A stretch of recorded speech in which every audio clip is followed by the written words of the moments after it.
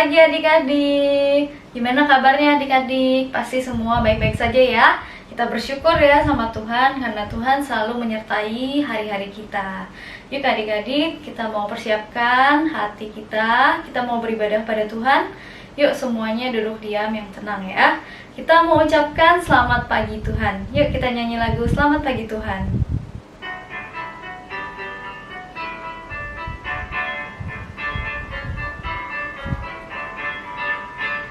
Selamat pagi Tuhan, tak lupa terima kasih.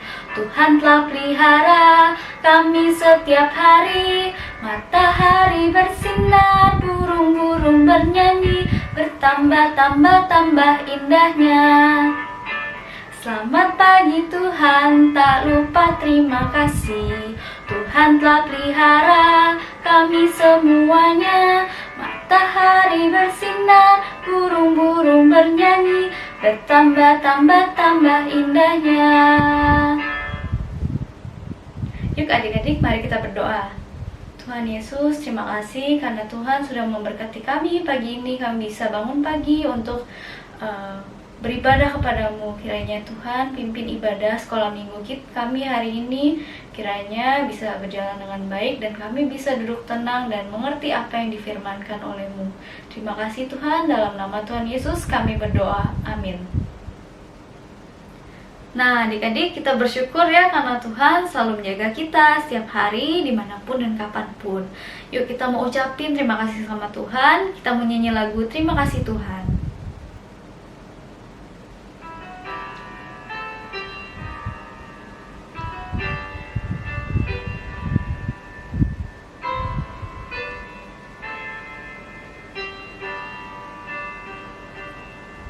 Terima kasih Tuhan untuk kasih setiamu yang ku alami dalam hidupku. Terima kasih Yesus untuk kebaikanmu sepanjang hidupku. Terima kasih Yesusku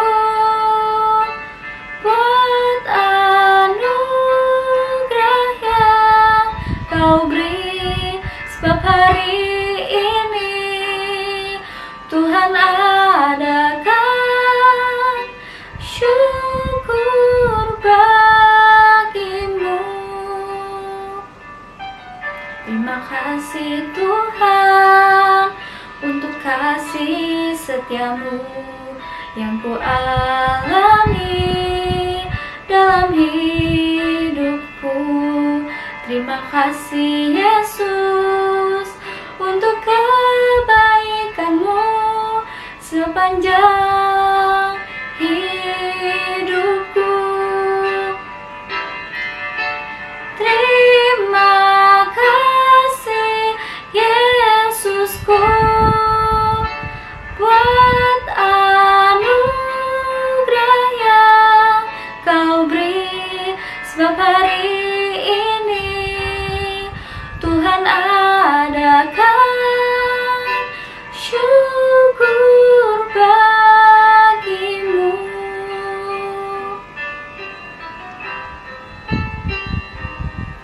Tuhan adakan syukur bagimu. Adik-adik, tadi kita sudah mengucap syukur ya sama Tuhan karena Tuhan sudah menyertai kita. Nah, sekarang kita mau menjadi pekerja Kristus. Untuk itu, yuk kita semua bangkit berdiri. Kita masih mau mengucap syukur. Kita mau nyanyi lagu Pekerja Kristus.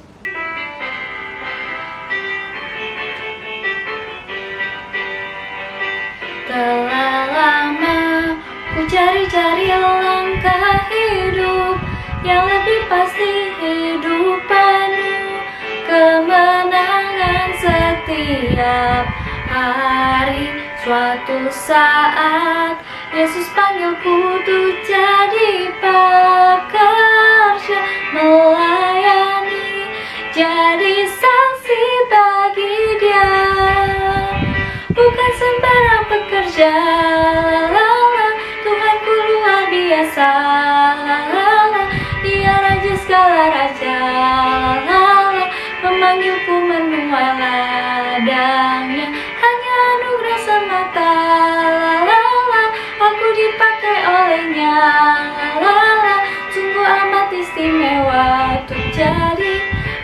pekerja Kristus yang mulia.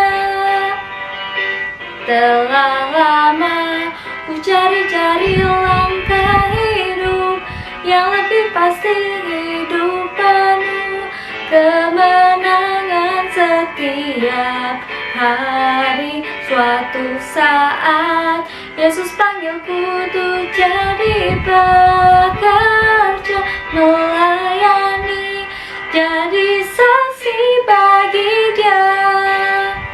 Bukan sembarang pekerja, la la la, Tuhanku luar biasa, la la la, Dia raja segala raja, la la la, memanggilku menuai ladangnya, hanya anugerah semata, la la la, aku dipakai olehnya, la la la, sungguh amat istimewa untuk jadi pekerja Kristus yang mulia.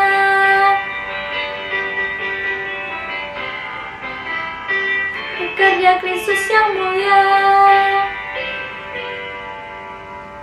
Karena kita mau menjadi pekerja Kristus, kita juga nggak boleh lelah. Untuk itu kita tetap masih bangkit berdiri. Kita mau tetap bekerja buat Tuhan, tidak lelah. Yuk kita nyanyi lagu Jangan Lelah.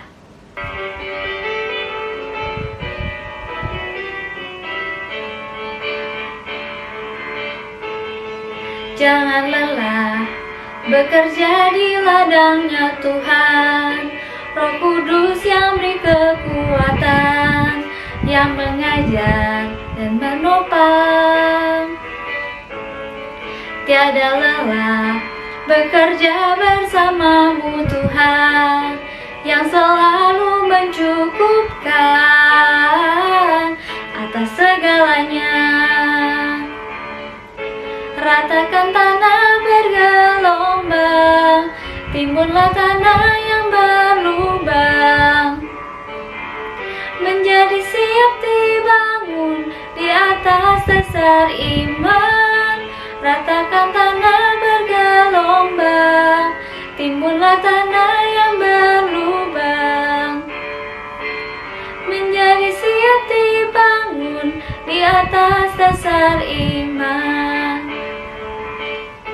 Ratakan tanah bergelombang, timbunlah tanah yang berlubang, menjadi siap dibangun di atas dasar iman. Ratakan tanah bergelombang, timbunlah tanah yang berlubang, menjadi siap dibangun di atas dasar iman. Nah adik-adik, sekarang kita mau persiapkan hati kita. Adik-adik boleh duduk. Kita mau mendengarkan firman Tuhan dan kita mau menyiapkan hati kita ya. Kita mau nyanyi lagu Kusiapkan Hatiku Tuhan.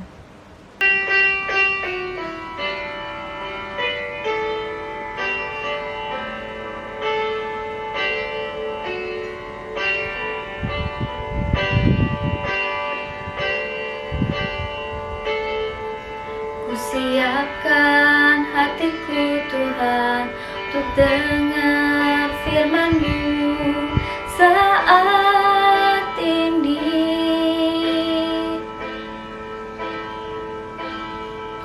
Ku sujud menyembah-Mu Tuhan, masuk hadirat-Mu saat ini. Curahkan urapan-Mu Tuhan bagi jemaat-Mu saat ini. Ku siapkan hatiku Tuhan untuk dengar firman-Mu.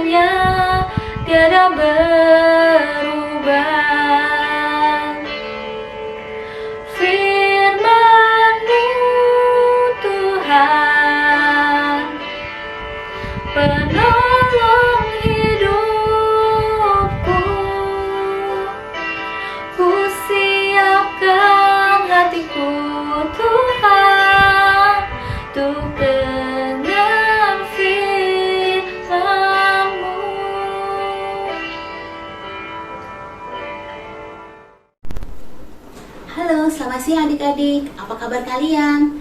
Laus berharap kalian dalam keadaan sehat ya. Kita bersyukur hari ini kita kembali bisa beribadah secara online.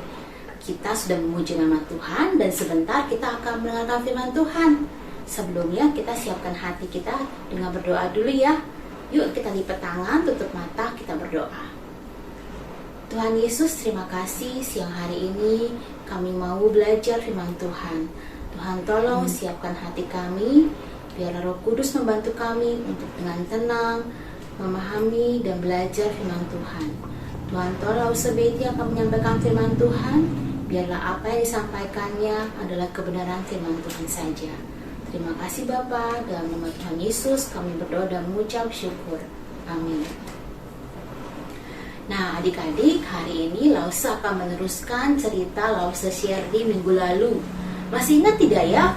Minggu lalu Lause Shirley bercerita tentang satu tokoh Alkitab yang namanya siapa? Ayo, ingat gak? Iya, betul. Tokoh tersebut adalah Nehemia. Nah, dikatakan minggu lalu Nehemia itu sudah mendapat izin dari Raja Artasasta untuk kembali ke Yerusalem dan membangun tembok Yerusalem. Yuk kita lihat tembok Yerusalem dan peta kota Yerusalem kembali.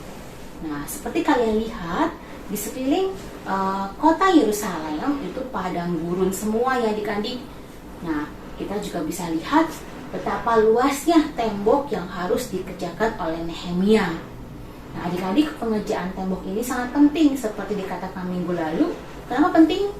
Karena tembok ini memagari kota Yerusalem dari serangan musuh-musuh. Kalau nggak ada tembok yang memagari, bahaya sekali. Musuh bisa menyerang kapan saja. Nah, oleh karena itu penting sekali fungsi dari tembok Yerusalem ini. Nah, pekerjaan ini bukan pekerjaan yang mudah adik-adik. Selain luasnya yang besar, kerusakannya juga parah waktu itu. Nah, jadi ketika Nehemia sampai di Yerusalem, dia mengelilingi kota Yerusalem melihat-lihat seperti apa kerusakannya dan seperti apa yang harus dia lakukan supaya pembagian tugas bisa berjalan dengan baik. Nah, setelah Nehemia mempelajari kota Yerusalem, Nehemia kemudian membuat strategi. Dengan hikmat Tuhan dia membuat strategi. Dia membagi-bagi tugas, kira-kira nanti mau seperti apa cara mengerjakannya. Nah, setelah itu Nehemia mengumpulkan para imam, para penguasa dan bangsa Israel yang berada di kota Yerusalem. Nehemia menyampaikan rencananya ini. Nehemia tahu bahwa sebelumnya bangsa Israel pernah juga mencoba untuk memperbaiki tembok Yerusalem, tapi mereka gagal. Nah, waktu itu gagal karena bangsa-bangsa di sekelilingnya itu memfitnah. Mereka menulis surat kepada Raja Persia mengatakan bahwa bangsa Israel ini sedang mendirikan kembali tembok Yerusalem untuk memperkokoh dirinya dan akan memberontak kepada Raja Persia. Sehingga Raja Persia segera menghentikan pembangunan tembok Yerusalem ini. Nah, kali ini ketika Nehemia datang, dia mengatakan mereka nggak perlu khawatir karena Nehemia sudah membawa surat izin untuk mengerjakan tembok. Jadi kegagalan yang lalu tidak mungkin terjadi lagi.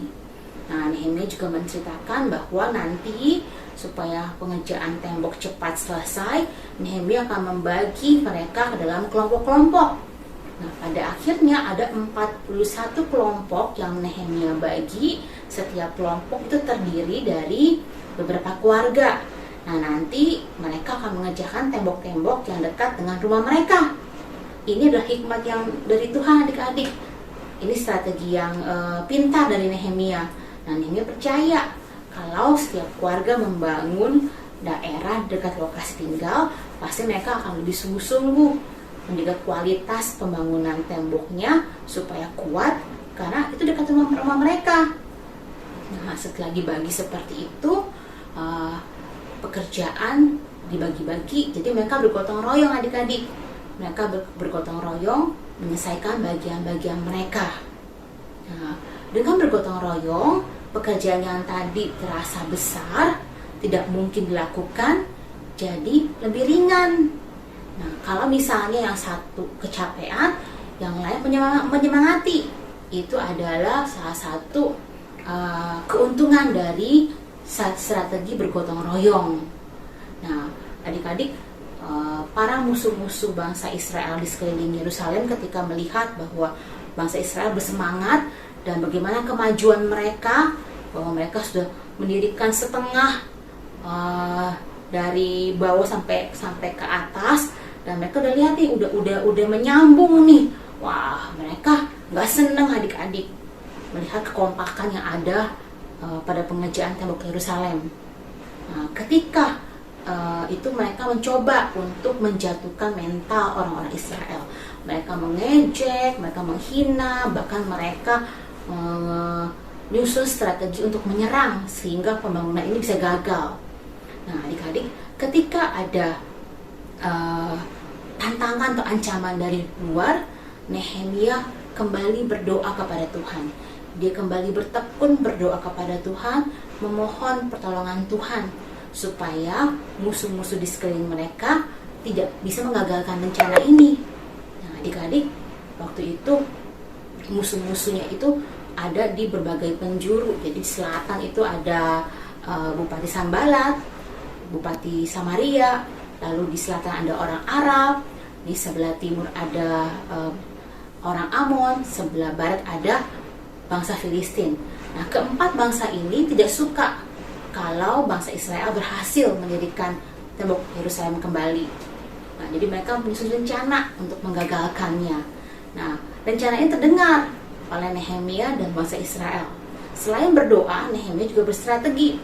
Setiap orang yang bekerja itu juga dipersenjatai dengan panah, dengan pedang. Jadi mereka berjaga-jaga. Kalau sampai ada serangan, mereka udah siap. Jadi sebagian membangun tembok, sebagian berjaga-jaga membawa panah, membawa pedang. Nah, Nehemia sendiri bagaimana adik-adik? Nehemia pun ikut berkeliling, memberi semangat kalau ada yang keletihan, kalau ada yang ragu-ragu. Nehemia menyemangati bahwa kita nggak boleh menyerah, Tuhan pasti menolong. Nehemia berkeliling dari satu kelompok ke kelompok lain. Waktu itu ada 41 kelompok ya yang Nehemia pimpin. Nah, Nehemia juga memberi setiap kelompok itu ada nafiri atau sangkakala. Nehemia pesan, kalau kamu diserang oleh bangsa Filistin kah, orang Amon kah, atau musuh-musuh yang lain, kalian bisa meniupkan nafiri ini. Nah, begitu kita mendengar suara nafiri di satu tempat, teman-teman yang lain harus segera meninggalkan pekerjaan mereka dan segera menghampiri suara nafiri tersebut. Berarti mereka harus membantu kelompok yang mengalami ancaman atau kesulitan. Nah, jadi adik-adik kerjasama, saling care, saling peduli, saling membantu, itu yang Nehemia coba sampaikan kepada orang Israel bahwa kita harus bersatu, harus kompak. Nah, adik-adik, kekompakan bangsa Israel ini membuat musuh-musuh di sekeliling mereka tidak mudah menyerang mereka, karena mereka bersatu, mereka kompak, saling membantu dan saling mendukung, sehingga pengerjaan tembok boleh berjalan terus. Adik-adik, Tuhan menolong dan memberkati usaha bangsa Israel. Nehemia dan bangsa Israel bersandar penuh pada pimpinan Tuhan. Mereka bergotong royong, tidak menyerah, dan mereka berjaga-jaga. Nah, adik-adik, melalui kisah hari ini, kisah Nehemia hari ini, kita boleh belajar beberapa hal. Yang pertama, kita belajar bahwa kita perlu saling mendukung di antara sesama tubuh Kristus, saling mendukung, saling membantu teman-teman seiman kita. Lalu yang kedua, kalau ada masalah, ada kesulitan, jangan menyerah. Kita berdoa pada Tuhan dan kita berjuang menghadapi masalah tersebut. Yang ketiga, terus bertekun dalam doa dan berjaga-jaga. Nah, adik-adik, di zaman sekarang kita tidak sedang membangun tembok kota, ya. Apalagi di masa pandemi, kita nggak kemana-mana nih Lause. Kita juga tidak membangun tembok-tembok rumah kita, bukan? Nah, tapi apa sih yang kita bisa lakukan di masa pandemi ini? Nah, Lause melihat atau mendengar survei-survei gitu ya. Di masa pandemi ini banyak keluarga yang mengalami kesulitan. Ada yang mengalami masalah kesehatan, masalah ekonomi, dan masalah keharmonisan dalam keluarga. Itu bisa karena kondisi ada orang tua yang kena PHK, atau bisa karena anak-anak yang tidak fokus belajar di rumah. Nah, masalah-masalah ini bisa menimbulkan pertengkaran. Jadi keluarga tidak solid, keluarga tidak kompak. Nah, adik-adik, tugas kita adalah bagaimana kita membangun, memperkuat tanda petik tembok-tembok keluarga kita.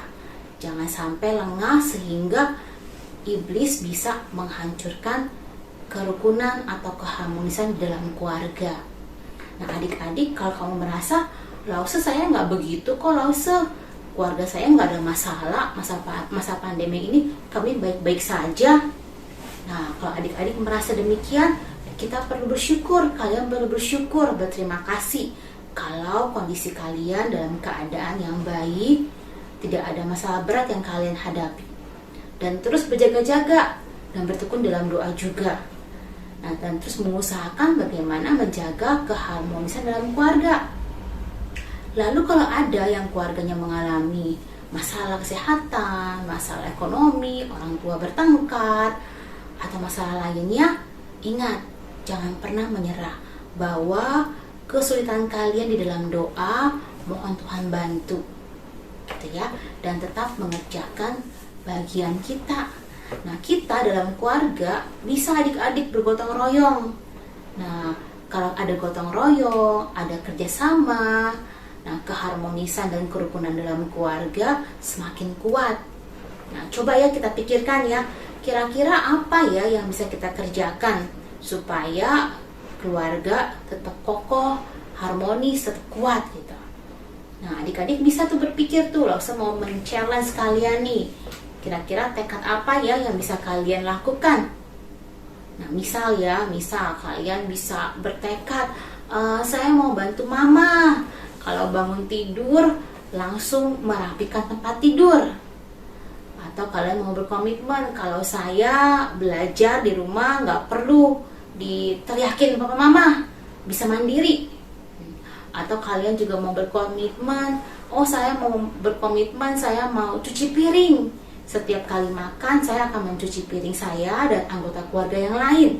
Nah, hal yang seperti yang kecil, sepele ini sebenarnya adalah bentuk kerjasama yang bisa kita lakukan. Dengan kita membantu orang tua, kita taat, kita berarti sedang bekerja sama membangun keharmonisan keluarga. Yuk adik-adik, kita bertekad ya, kita mau membangun keluarga yang kokoh. Adik-adik tahu tidak ya, keluarga itu anugerah Tuhan loh. Di dalam keluarga kita bisa merasakan cinta kasih Tuhan kepada kita.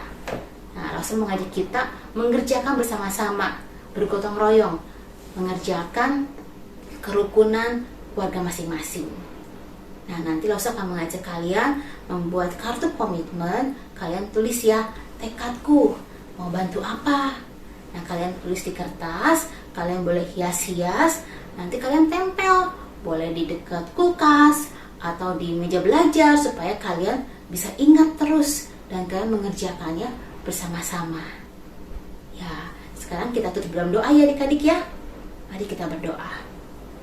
Tuhan Yesus, terima kasih hari ini kami boleh belajar dari cerita Nehemia, di mana Nehemia mengajak bangsa Israel bergotong royong, bekerja sama untuk menyelesaikan pembangunan tembok Yerusalem. Kami juga belajar melihat bagaimana Nehemia melihat kesulitan, tapi tidak gentar, tidak menyerah, melainkan datang kepada Tuhan, berdoa memohon pertolongan Tuhan, dan terus berjaga-jaga di dalam doa dan di dalam pekerjaan yang perlu dilakukan. Tuhan, kami juga mau bertekad, kami mau ikut serta bergotong royong, mengerjakan kerukunan dalam keluarga kami masing-masing. Tuhan berkati usaha dan niat kami ini, sehingga keluarga kami boleh menjadi teladan, dan nama Tuhan boleh dipermuliakan melalui keberadaan keluarga kami. Terima kasih Bapa, Dalam nama Tuhan Yesus kami berdoa dan mengucap syukur. Amin. Adik-adik, sampai minggu depan ya. Nah, adik-adik tadi sudah mendengarkan firman Tuhan ya yang dibawakan oleh Lause Betty. Adik-adik, sekarang kita mau siapkan persembahan kita. Adik-adik boleh menyimpannya di dalam amplop, nanti memberikannya kepada orang tua. Nanti orang tua akan membawakannya ke gereja, ataupun adik-adik bisa minta tolong mama papa untuk mentransfer ke nomor rekening gereja atau melalui QRIS code. Oke? Nah, adik-adik, sekarang kita mau menyanyikan lagu Beri Syukur.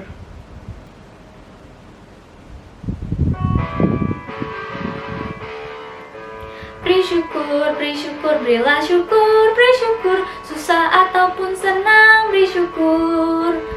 Panjatkan doamu, segenap hatimu, kasihnya Yesus jadi milikmu. Beri syukur, berilah syukur, beri syukur, susah ataupun senang, beri syukur. Panjatkan doamu, segenap hatimu, kasihnya Yesus jadi milikmu. Yuk adik-adik, mari semua bangkit berdiri, kita mau berdoa persembahan. Tuhan Yesus, terima kasih karena Tuhan sudah memberkati kami sudah mendengarkan firman-Mu, dan juga kami sudah melayani-Mu. Kiranya ini ada sedikit persembahan kami melalui orang tua kami, kiranya persembahan ini bisa berguna bagi kemuliaan nama-Mu saja. Terima kasih Tuhan, dalam nama Tuhan Yesus kami berdoa, amin. Nah adik-adik, sekarang kita mau menutup ibadah sekolah minggu kita hari ini. Adik-adik, kita bangkit berdiri yuk. Kita mau nyanyi lagu Aku Anak Terang.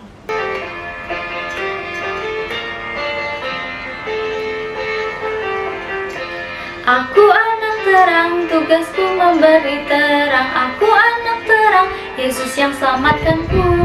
Aku anak terang, siap melayani Tuhan. Aku anak terang, taat yang Tuhan perintah.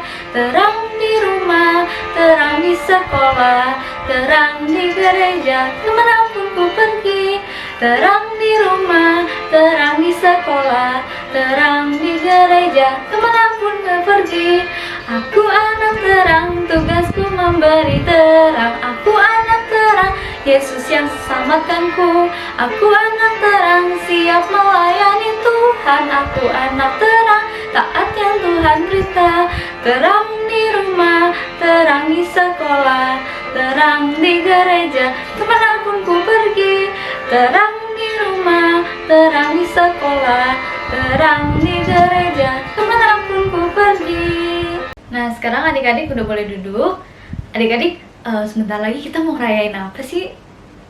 Ada yang tahu? Ini udah bulan November, bulan depan adalah bulan Desember. Artinya bentar lagi mau Natal. Betul sekali. Nah adik-adik, kemarin itu beberapa minggu yang lalu di tayangan ini banyak dikasih tahu kan siapa aja yang mau pelayanan. Boleh nyanyi, boleh nari, boleh main musik. Nah itu adik-adik sudah belum recordnya, sudah belum rekamnya. Nah kalau sudah, jangan lupa ya dikumpulin klausenya masing-masing ya. Terakhir tanggal 14 November. Oke? Tanggal 14 November. Oke? Jangan ketinggalan ya adik-adik. Oke. Nah adik-adik, yuk kita berdoa. Tuhan Yesus, terima kasih karena Tuhan sudah memberkati kami dari awal kebaktian sekolah minggu kami sampai sekarang. Tuhan Yesus, kiranya firman-Mu hari ini bisa berguna dan kami bisa melaksanakannya dalam kehidupan kami setiap harinya. Terima kasih Tuhan. Sekarang kami ingin melanjutkan aktivitas kami yang lainnya. Kiranya Tuhan yang berkati kami semua. Terima kasih Tuhan, dalam nama Tuhan Yesus kami berdoa. Amin. Bapa, terima kasih.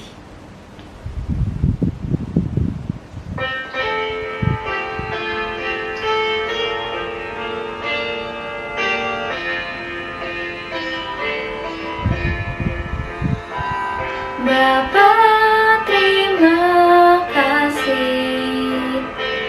Bapa, terima kasih. Bapa di dalam surga.